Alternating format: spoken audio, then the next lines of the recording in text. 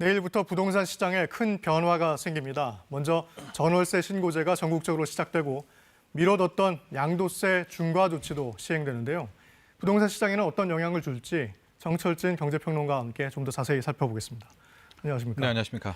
임대차 3법의 마지막 조치인 전월세 신고제가 내일부터 시행이 되는 거죠? 네, 그럼 그렇습니다. 전세나 월세 계약을 하면 다 신고해야 되는 겁니까? 네, 전월세 상한제, 계약갱신 청구권과 함께 실은 작년에 시행됐어야 되는데 1년 늦춰졌죠. 네. 6월 1일부터 전월세 신고제가 이제 실시가 됩니다.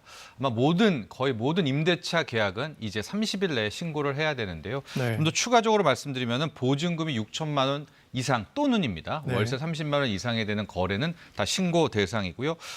주택, 준주택, 오피스텔 다 포함이 되고 있습니다. 네. 지역 같은 경우에도 거의 지방의 군, 읍 빼고는 다 신고 대상이 된다. 이렇게 볼 수가 있겠고요.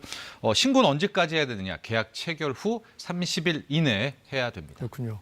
그럼 신고를 안 하면 어떻게 됩니까? 일단은 이제 허위 신고가 있겠고요. 네. 미신고가 있지 않겠습니까? 네. 최대 과태료 100만 원이 부과가 된다. 네. 이렇게 개념을 잡으시면 될 것 같고요. 다만 계도 기간이 내년 6월까지입니다. 그러니까 네. 일단은 좀 많이 알려주는 이제 그런 대상이 될 것 같습니다. 1년 정도 유예를 하는군요. 네. 과태료까지. 네.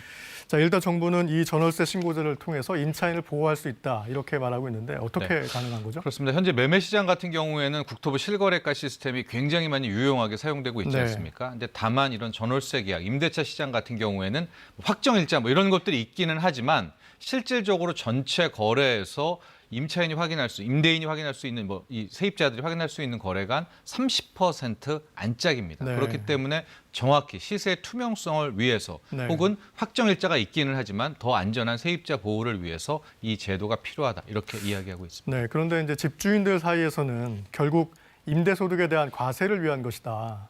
또 세입자 입장에서는 이제 이게 결국 그 과세 부담을 자기한테 전가하는 것 아니냐 이런 불만의 목소리도 있어요. 그렇습니다. 이제 언젠가는 그렇게 될 네. 것이다라는 것이죠. 왜냐하면 집주인 입장에서는 전세권 등기도 있고요. 확정 네. 일자가 있는데 왜 굳이 전월세 신고제를 통해서 모든 거래를 다 네. 입력하라고 하느냐.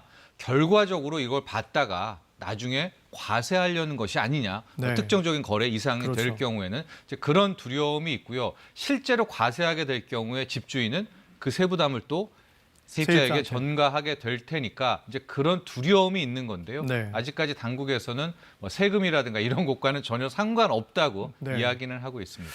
그래서 이 전월세 시장에 부담이 커지는 것 아니냐라는 얘기도 계속 있었죠. 실제로 서울에서는 전세가 줄고 월세 또 요즘엔 반전세 이런 네. 것들도 늘어나고 있던데 네. 어떻게 전월세 시장이 가게 될까요? 그렇습니다. 현재 전월세 상한제와 계획경시 청구권 이후에 이제 집주인들이 전세에도 마음 놓고 못 올리니까 아예 이제 반전세라든가 월세 쪽으로 빠르게 네. 돌리고 있는 그런 상황이 있습니다. 실제 통계로 봐도 이런 모습들이 나오고 있는데요.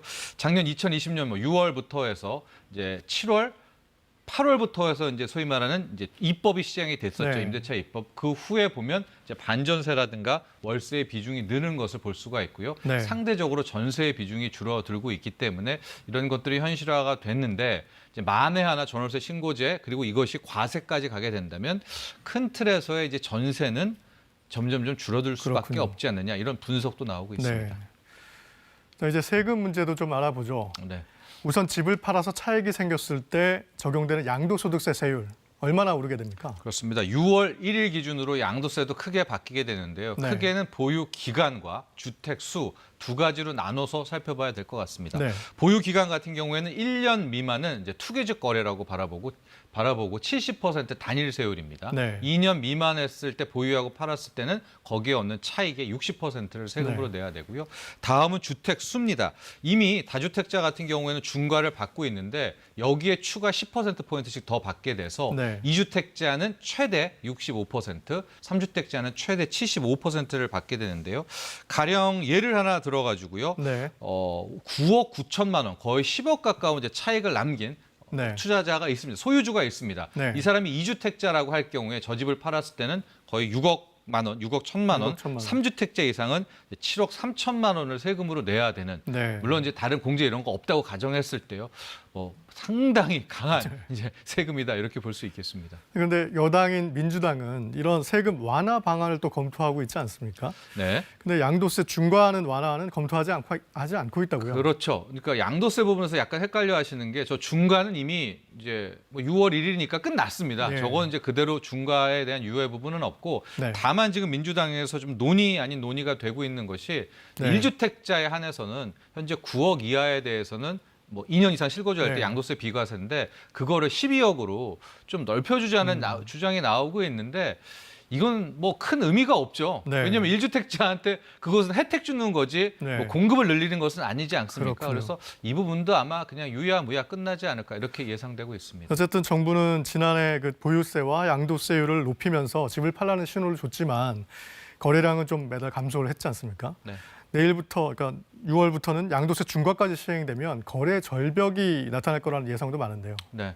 많이 기대를 좀 했었습니다. 6월 1일 이렇게 강력한 다주택자의 양도세 중과가 나오니까 그 전에 집을 팔지 않을까, 매도, 그것도 급매물이 나지 않을까 네. 이렇게 예상을 했는데 상황은 좀 많이 달랐습니다. 네. 증여가 역대 최고로 됐고요. 그러니까 세금 네. 내는이 그냥 증여하겠다는 얘기가 있고 네. 실질적으로 3기 신도시도 상당히 늦춰지는 이제 그런 부분 때문에 이제 공급에 대한 부담도 좀 커졌었던 네. 것 같고요. 그나마 현재 희망을 걸 것은 임대 사업자 같은 경우에 6개월 내에 팔지 않으면 양도세 혜택 안 준다 이런 거를 바라보고는 있기는 한데 아마도 이 부분도 쉽게 이 주택임대 사업자들이 물량을 내놓기는 좀 파악이 안 되기 때문에 아마도 당분간 거래 절벽은 이어질 것으로 보입니다. 네, 알겠습니다. 여기까지 듣겠습니다. 정철진 경제평론가였습니다.